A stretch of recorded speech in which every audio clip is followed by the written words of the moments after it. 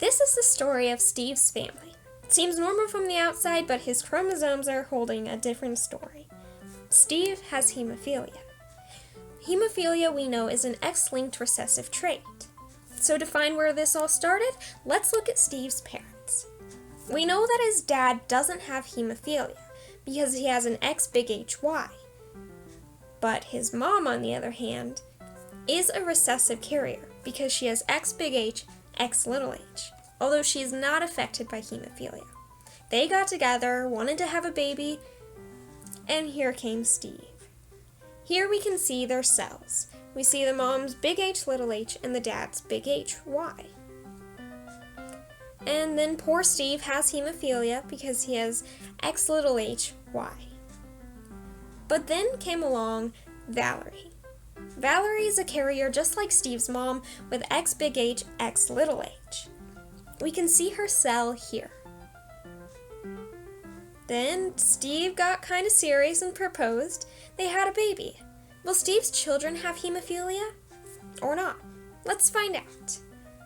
Here we see Steve and Valerie's chromosomes with X big H, X little h, and X little HY.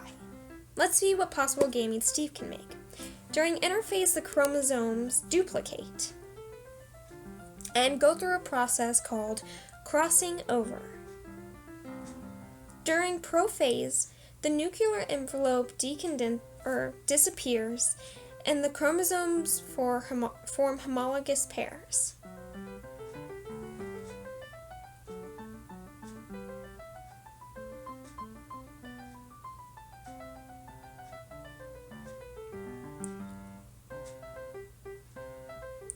During metaphase, the homologous pairs line up in the center of the metaphase plate, and the mitotic spindle forms, connecting to the kinetochores on the chromosomes. During anaphase, the chromosomes pull apart and go to opposite sides of the cell. The mitotic spindle disappears, and then the cell goes through telophase 1 and cytokinesis 1. And you form two haploid daughter cells. These haploid daughter cells have to go through meiosis 2 now. During meiosis 2, you have prophase, where the nuclear envelope disappears and the meiotic spindle begins to form.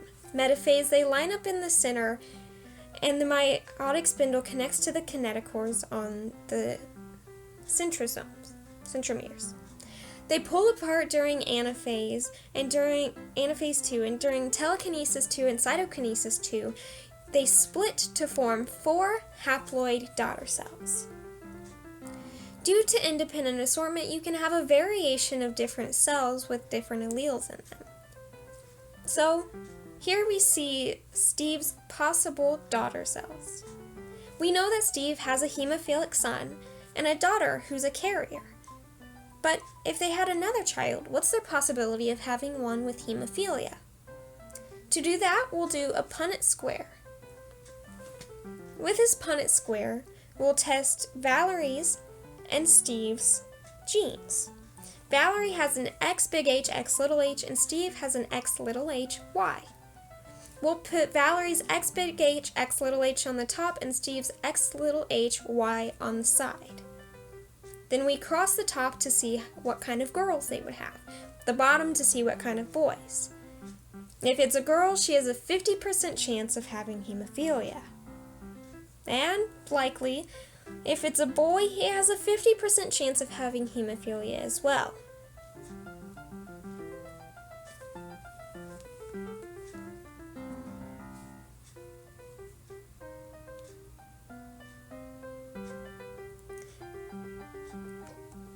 This has been Steve's horrifyingly hemophilic family.